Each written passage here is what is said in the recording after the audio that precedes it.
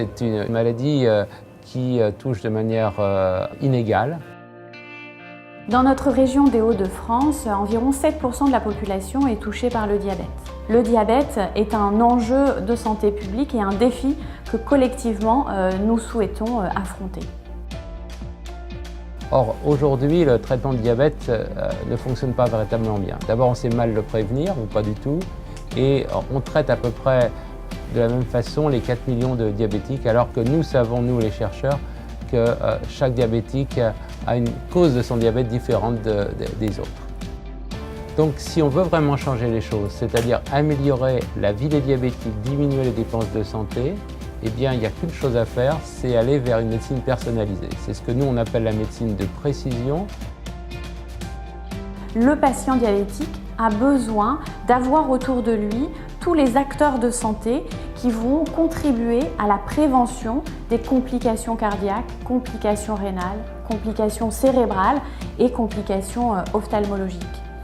Bien entendu, l'expertise de la prise en charge ne se résume pas aux spécialistes d'organes.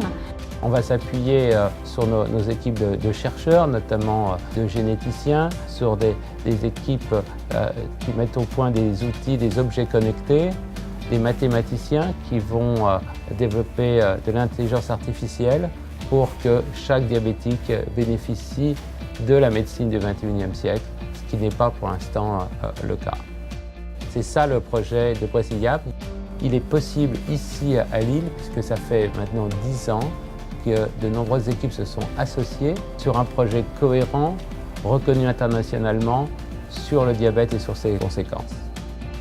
Ça s'est traduit en 2017 par le nouveau bâtiment Égide qui servira de bateau amiral pour cette EHU, où de nouvelles équipes vont s'implanter et où la coordination de ce projet se fera.